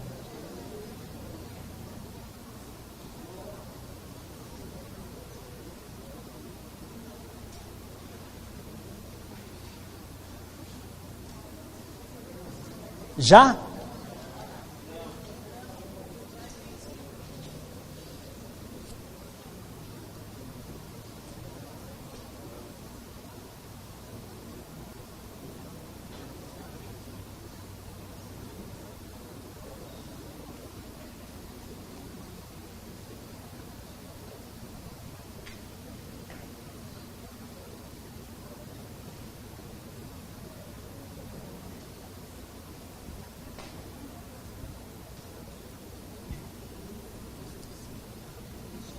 Ok? Então vamos conferir. A primeira parte qual é mesmo, pessoal? Julgamento e condenação. E na segunda parte? Compaixão e consolação. Se você colocou só condenação, na segunda parte esperança, pode, não tem problema não, tá? O importante é esse sentido aí. Ah, sim. Desculpa. Então na primeira parte, não pode ser mertiolate, né? Claro, né? Mas julgamento, condenação, que mais que pode ser? Me ajude aí nos sinônimos. Ira, pode. Acusação, pode. E na segunda parte, compaixão, consolação, esperança, salvação, pode, não tem problema não. Quem só acertou meio? Vocês já viram uma mulher meio grávida? Não, eu também não vi uma resposta meio certa. Então, tá errado. Mas fiquem tranquilos, eu não sou tão assim. A prova vale 10, mas tem 11 perguntas. Você pode se recuperar na outra. Pois não, pode falar daí, meu irmão. Poder e amor, não. Pode não, meu irmão. É verdade, mas não é aqui não. Vamos lá. Próxima pergunta. Essa é fácil. No Velho Testamento, no Antigo Testamento, Deus dava a lei, aí o homem, para Deus, o que é? Nessa ordem, primeiro essa, depois essa, o número 2 primeiro, depois o número 3, tá? Coloca aí. Essa também é fácil, né? A gente falou várias vezes sobre isso aí durante o curso.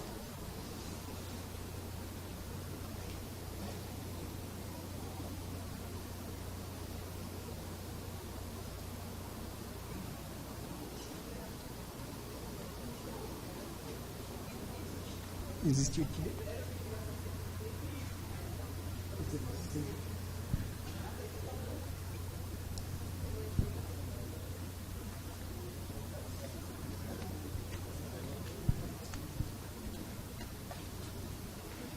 E aí, people, fácil aí? Vamos conferir? Vamos conferir. Quais são as palavras? Número 2, vida. Número 3, favor. Se você acertou essa, ou mesmo que errou, na próxima você acerta. Não, você acerta. Não, esforço não. Esforço é vida. Recompensa em vez de favor, pode. Oi? Graça em vez de... Não, graça não é. Não.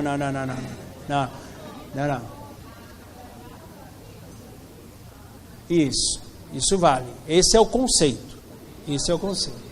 Ela falou lá, agradava a Deus e recompensava ou abençoava, né? Isso.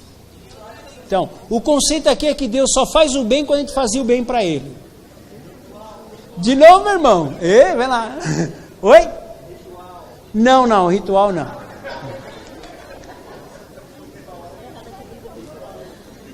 O ritual era o problema de Judá.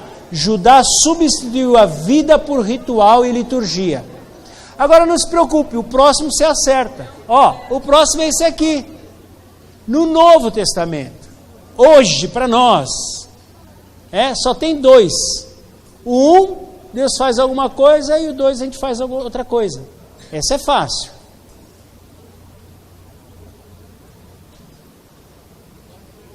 Tá vendo como não sou tão ruim? Só um pouco.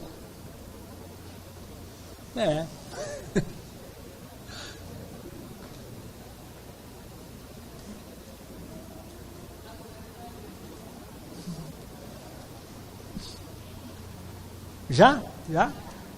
Todo mundo? Já? Muito bem. Então o número 1 é graça e o número 2 é vida. Ok? Por isso que não podia graça no anterior. O anterior era Velho Testamento, era lei. Graça é do Novo Testamento. Ok? Ok, quantas já foram? 9. Então faltam 2. 10ª. Essa também enfatizei quando eu falei, né? Em Isaías 57:15, Deus dá aquela carteirada e fala assim, que eu habito no alto, no sublime, mas também habito com os humildes de espírito. Então, nós deduzimos que a santidade de Deus o coloca acima, mas não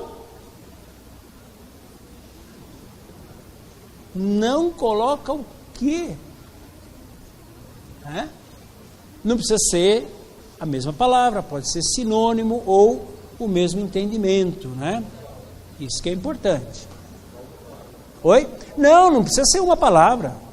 Não, é o que eu estou falando, é o conceito. Você pode escrever um monte de palavra aí, mas o conceito Você não pode escrever, por exemplo, assim, a santidade Deus o coloca acima, mas não deixa de ser amor pelos pecadores tristes, encarcerados, oprimidos. Aí você deu uma enrolada legal. Não é isso.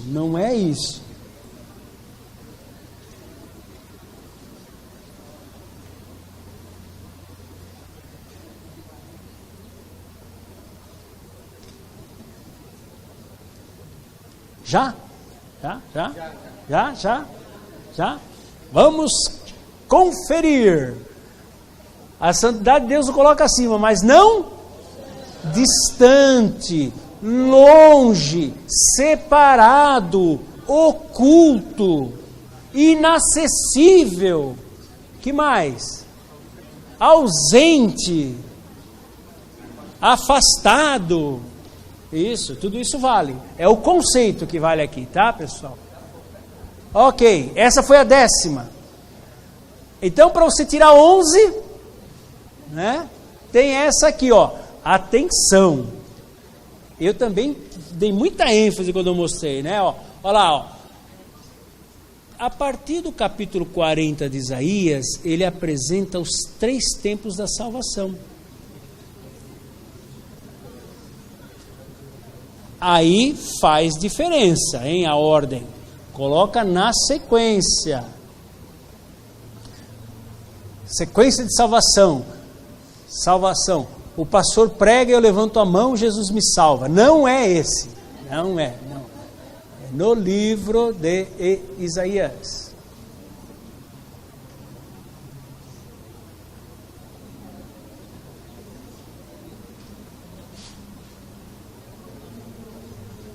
Oi? Tem a colinha?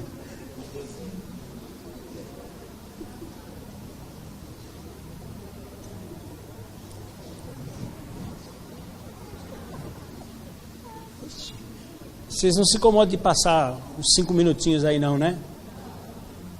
Tá, então eu vou passar 20, já que vocês não se incomodam. Eu quero incomodar vocês.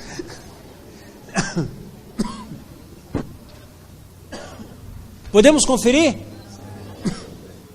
Então vamos lá. Salvação prometida, anunciada. Depois, salvação providenciada, realizada, executada. E depois a salvação consumada, completada, né? Ok? Então agora você vai somar quantas perguntas certas, cada uma vale 1 ponto. Se você acertou todas, não coloca 11, coloca 10. Olá, aluno CENIB. Para você lançar sua nota, basta você entrar no site da Nova Igreja Batista, www.nib.org.br.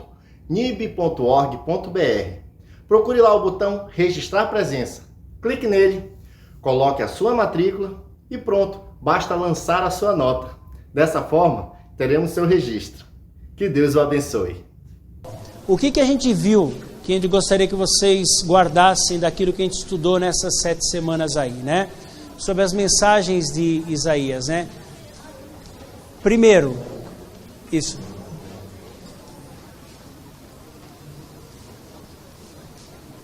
Então, qual é a grande mensagem de Isaías? Primeira coisa que a gente estudou, né, pessoal? Que rituais não substituem vida, né? Deus está interessado no nosso interior, né?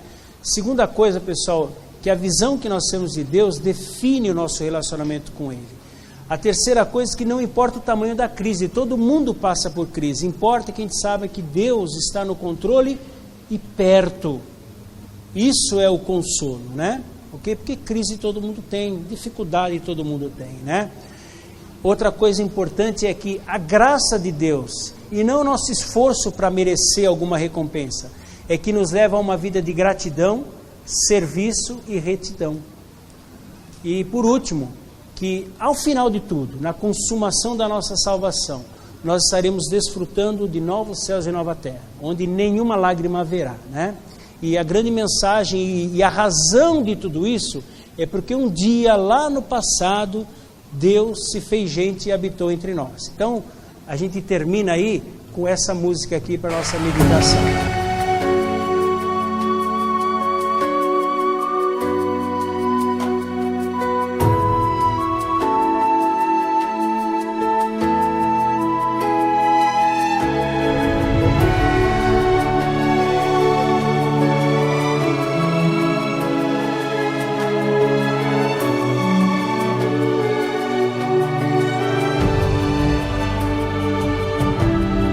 Não havia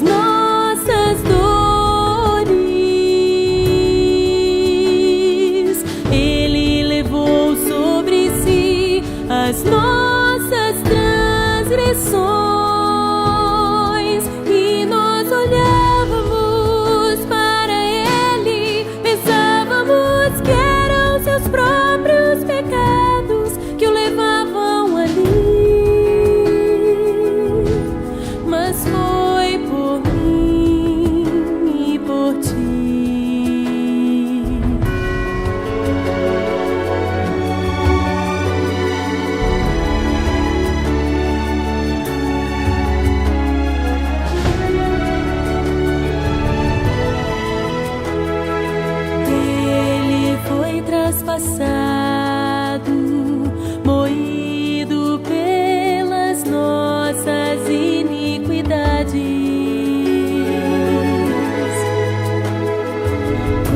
oprimido e humilhado, não abriu a boca como o cordeiro.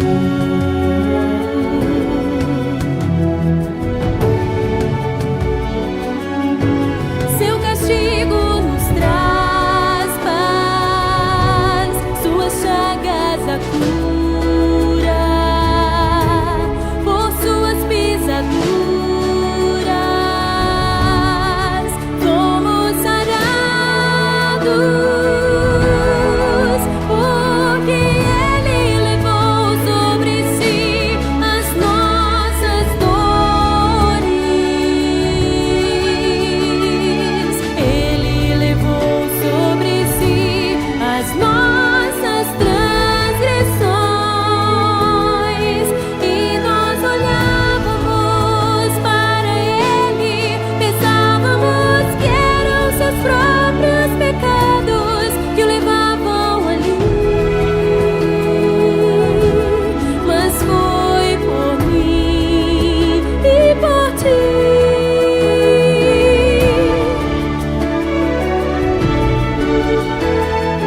Quando derramou sua alma na morte, fez oferta pelo pecado e se alegrou, porque Ele nos viu. Somos fruto do seu penoso trabalho, somos sua porção, sua satisfação. Ele levou sobre si as nossas dores. Ele levou sobre si as nossas transgressões, e nós olhávamos para Ele, pensávamos que eram seus próprios pecados que o levavam ali, mas foi por mim e por ti.